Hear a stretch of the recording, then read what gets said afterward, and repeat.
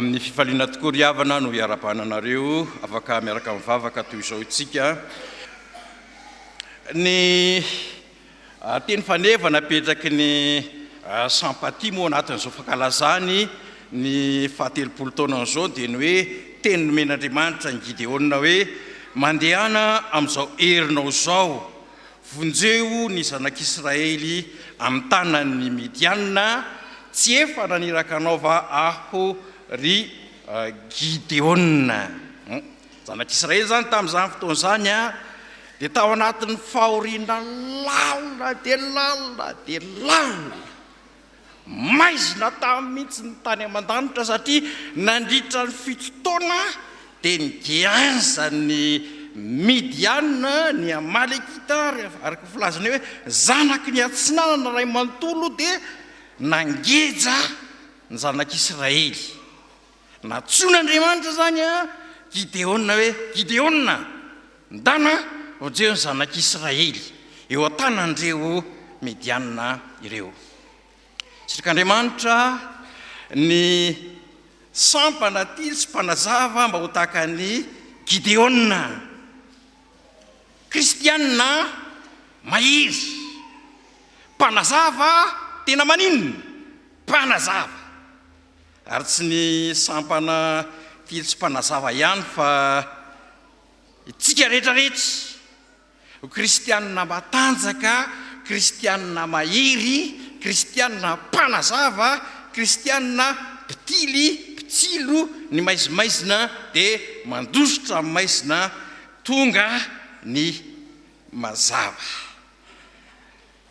nisy olona anankiray vehivavy anankiray ny telefônina tamiko nandre fandarana tamin'ny radio vaovao masoa izy zany le fitaom-pivavahana nataoko dia hoy izy hoe pastera tsy vitako zany toroteny zany ho izy fantatra fa tena marina ny teneninao fa tsy vitako fa inona ho any olana le tena hoe tsy vitany zany hoe tsy vitako mamela heloko amela heloko an'izy amela heloko amin'ny vadiko izy tsy vitako ry pastera dia mba azonao lazaina amiko hoe inona le problème zao izy lasa nandeha ny asa ny vadiko adino ny telefonina dia naneny le telefônina ho zay tsy maintsy nyraisiko dia niteny to amin'le fony hoe manao ny chéri dia nahoary hoe fa izy antadavinao tompoko ny vadinao izy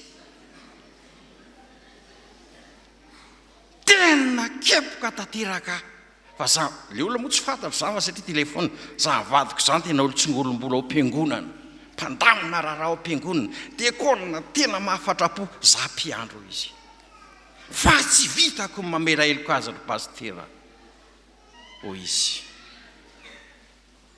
be dia be tsika ry havana miatrika n'izany toe-javatra toy izany ny anankiray aloha tahaka an'ity dia kolona ity kristianina mahafatrapo kanefa lavo Midianina sy ny Amalekita ny fijangajangana ny falotona kanefa ihany koa tsy maintsy amela heloka fa afaka ho kristianina matanjaka sy mahiritsika ka amin'ny zavatra farany tsy hafana mamela heloka dia afaka mamela heloka ho kristianina matanjaka mpanazava mpitily mahery tahaka ny Gideona lay teny tao amin'ny jaona teo ary nondeha angalantsika fampahirezana avy amin'ny tompo ao anatin'izany ny voalohany indrindra ry havana dia izao ao amin'ny tompo ny tena misy fahazavana raha mitady fahazavana ianao ao amin'ny tompo ny tena misy fiainana raha ivezivezy aizanaiza ianao ao amin'ny tompony misy fiainana ary raha te hitady fifaliana ianao ao amin'ny tompo rerianiny tena misy ny fifaliana ho manko ilay teny amin'ny andininy fasivy hoe tany tena mazava zay mahazava ny olona rehetra amin'izao tontolo izao itsika dia tahaka ny zanak'Israely fahiny ihany ny aina tao anatin'ny fahoriana lalina teo ambanin'ny fahefan'ny Midianina sy ny Amalekita ny antony tonga ny fahoriany zanak'Israely io mankony a dia rehefa mamaky ianao boky mpitsara toko fahenina dia izy hoe nanao izay ratsy teo mason'Andriamanitra ny zanak'Israely, nandositra ny mazava, nanakalo an'ilay mazava amin'ny fahamaizinana. Zao koa nampazony zanak'Israely zany a ao amin'ny tantara amin'ny testamenta taloha. Tratry ny fahoriana lalina dia lalina ohatran'io izy a dia miverina any amin'Andriamanitra, mibebaka dia mifona dia milamindamina kelikely ny fiainany. Tratry ny fahoriana lalina indray izy a ka ny antony ilay fahoriana lalina rehefa milamindamina ny fiainany dia mampiditra zavatra hafa tsy araka ny sitrapon'Andriamanitra. Tahaka ny zanak'Israely nanompo ny Andriamanitra ny firenena-kafa manodidina dia hoy ny teny ao tsara hoe navelan'Andriamanitra eo am-pelantanan'ny Mediana, zany hoe navelan'Andriamanitra ilatsaka anatin'ny fahoriana lalina dia lalina ny zanak'Israely satria manakalo an'Andriamanitra amin'Andriamanikafa. Ary zany mandrakariva no mahazo antsika latsaka katerena ny fiainantsika, fa tsy noho ny amin'Andriamanitra fa noho ny aminy nataontsika ihany. Fa mahafinaritra araka ny teny ao amin'ny mpitsara hoe rehefa nitaraina ny zanak'Israely dia inona nataon'Andriamanitra? Naniraka any Gideona izy, ary tsika rehetra ihany koa toy izany. Ao no ny ten'Andriamanitra, mpamonjy mora azo indrindra minna. Inona izay fahoriana, inona izay fahamaizinana, inona ny fifaliana dia diavinao, fa tsy mahita fifaliana mihoatra ny ao amin'ny tompo ianao, na ho tetezinao azy zao tontolo izao tsy mahita. Fa ny zavatra afaka ohatran'ny tompo lay mampamaizina ny fiainantsika manko ry havana dia atakalontsika zavatra hafa ny tompo. Misy zavatra hafa ataontsika misongona ny tompo, lasa andriamanin-kafa. Manao ohatran'ilay zanak'Adala tsika hoe dady omeo any anjara fananana tokony ho ahy, nandeha tany velany nieritseritra hoe ahita zavatra tsara mihoatra n'ilay tao an-trano nanao ny fifarany, nitovolarina tamiko soa. Rehefa takalo zavatra hafa Andriamanitra dia tahaka ny zanak'Israely antsika mihitsika amin'ny lalina dia lalina dia lalina. Kanefa ny tena marina rehefa mitaraina amin'Andriamanitra tahaka ny zanak'Israely tamin'izany fotoana izany dia manome vahaolana Andriamanitra. Fa ny faharoa dia zao, ny mampalahelo ny amin'reto zanak'Israely reto ary mampalahelo ny amintsika dia zao, na dia tonga ary Andriamanitra mitondra famonjena dia lavitsika izany.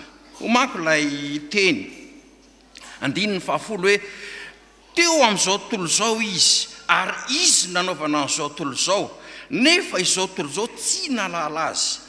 Tonga tany amin'ny azy izy fa ny azy tsy nandray azy. Andriamanitra tonga teo amin'ny olony fa ilay olon'Andriamanitra naninona tsy nandray azy. Eritreretana izany hoe lay ray aman-dreny tonga tany amin'ny zanany fa ilay zanaka tsy naninona nidiny ny trano. Ary jiry ankalaza ny krismasy tsika, tonga tany amin'ny azy izy, tonga tetỳ ambony tany Andriamanitra, nga moramora zany, avy any an-danitra namantana ny tranon'omby. Mafy dia mafy zany, kanefa tonga tany amin'ny azy fa naninona ny azy mankalaza krismasy fotsiny izy fa ny ataony ihany ny ataony. Rehefa avy eo Andriamanitra zany te hirehare hoe reto olona reto feno ny fiangonana krismasy, hoy Andriamanitra hoe engane ka ho ato olodolo reo olona reo, hoy Andriamanitra. Tonga tany amin'ny azy izy, hoy ny devoly andao ara-jirentsika, ataontsika ny testa raha anao dolidoly ireo olona ireo. Ireharehantsika ilay maha olon'Andriamanitra. Andriamanitra zany te hirehare hoe oloko reo, ary tsika koa te hirehare hoe olon'Andriamanitra. Fa betsaka ny klasy ny titeny hoe tonga tany amin'ny azy izy fa naninona ny azy tsy ny raisiny ny diny ny trano. Nalaon'ny olona ny maizina toy izay ny mazava. Andriamanitra zany ohatran'ny mitondra gâteau tsara tarehy, tia mofo ho anao. Ary zany nataon'i Jesosy, zany mofinaina zay manatonatsimbo ao anao azay mino azy tsy mangetaheta intsony. Fa rehefa natolotr'Andriamanitra ilay gatao tsara tarehy naninona? Lavin'ny olona. Fa ny devolony nanolotra gatao ohatrany tsara tarehy nefa inona ny ao anatiny? Pozona ny ao anatiny. Iriarian'ny olona zany le hoe maha-olon'Andriamanitra azy, maha-pastera azy, maha-diakona azy, maha-mpandray azy. Fa tsy niraisiny ilay mazava. Tonga tany amin'ny azy izy, fa ny azy tsy nalaon'le azy lay maizina ihany. Tonga tao amin'ny mazava Andriamanitra kanefa nalaony maizina. Ao maizina nga moa misy fiainana. Ao anatin'ny maizina dia tahotra foana. Ao anatin'ny maizina dia tebotebo foana. Ao anatin'ny maizina dia olana foana. Ka na dia mirehitra rany jiro, na dia mazava rany masoandro, dia betsaka ny olona miteny hoe tena maizina amiko ny tany aman-danitra. Tsy hitako tsony zay atao, tsy fantatro tsony zay aleha. Ary amin'ny faraparan'ny taona ohatran'izao nahitana olona betsaka mamoy fo mamono tena.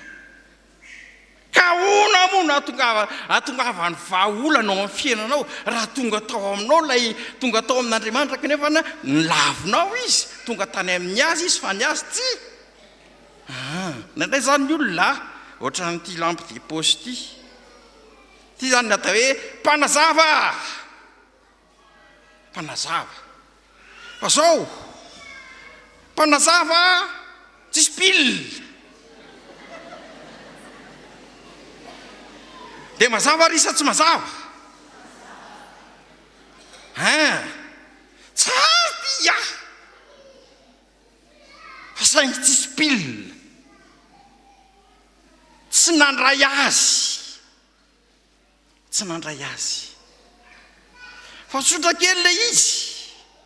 Ninina qualité an'ity, nafarany lafo dia lafo be ty. Fa rehefa tsisy pile ty maninona? Maizina foana ihany. Dia be dia be zany ny kristianina ohatran'ny lampe de poche tsy misy pile. Le anaran'ny lampe de poche tiany.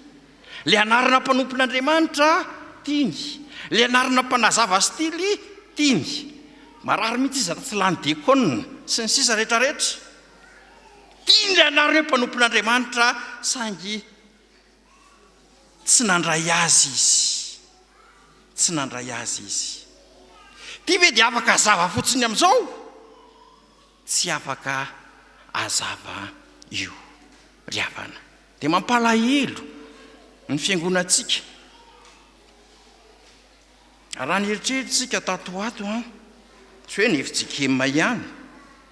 Fa ny tantarana fiangonana kristianina tato ato nivoaka tamina Facebook dia farany mampalahelo sy mampahonena. Fa ny anisan'ny tena farany mamotsampina eto amin'ity Madagasikara ity dia ny kristianina. Tahaka ny lampe de poche tsy misy pile.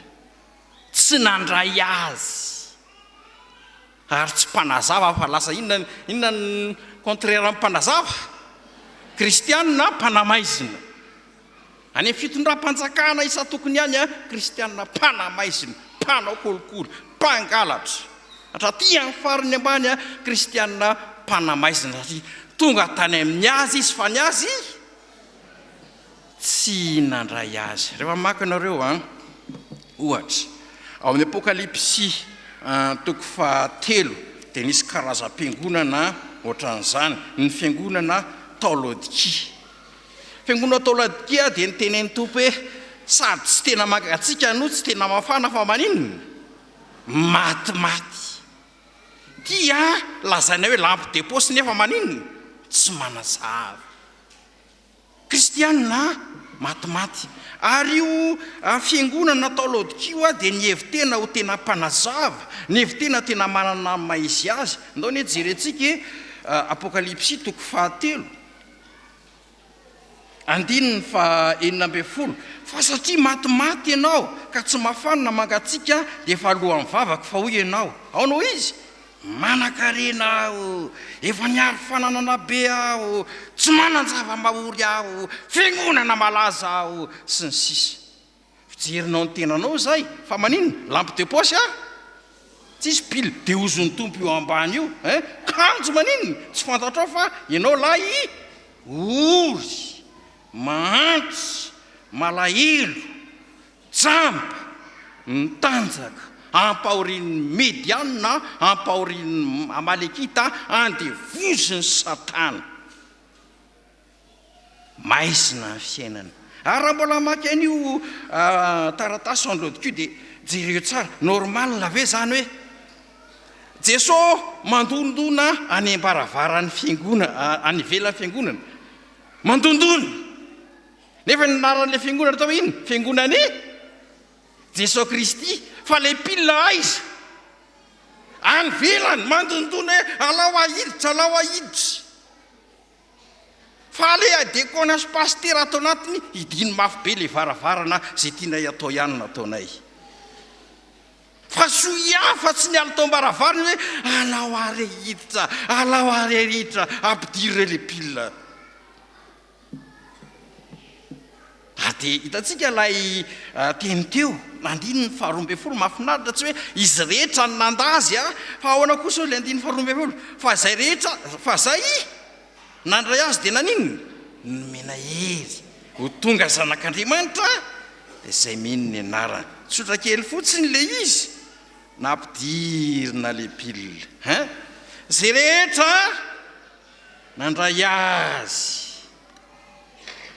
raha tsy mety dia nomena hery lasa mpanazava ho Jesosy hoe ianareo no fahazavany kristianina mpanazava any amin'ny toerana maro samihafa zay nomena ho azy. Mirehitra ve ny jirinao marina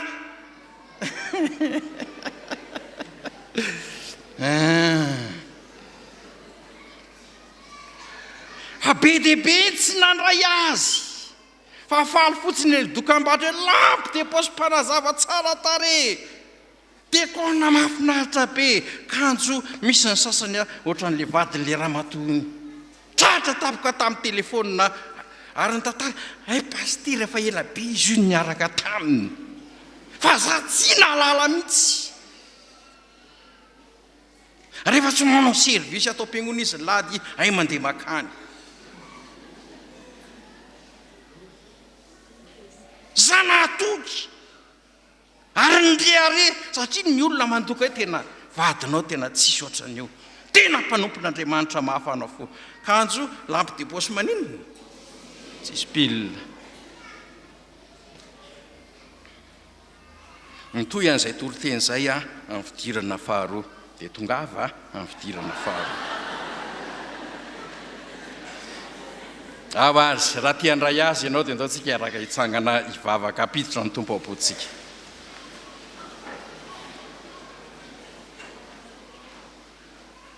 Averinao zao vavaka izao misaotranao a Jesosy fa tena tia ahy ianao mateo amin'ny azo fijaliana monjy ahy ianao mamindra fo amiko tompo fandreareako ny maha-kristianina kanefa tsy nandray ianao aho tsy tena napitranao tao anatin'ny foko aho mamindra fo amiko tompo mamelany heliko midira tao anatin'ny foko na dia malotaka ny tranomby azy ianao no nazava ny foko mba tonga ho mpanazava fahazavan'izao tontolo izao amin'izay enako ety misaotra tompo fa tia ahy ianao mamelany heliko ianao atao poko ianao misaotra tompo amen.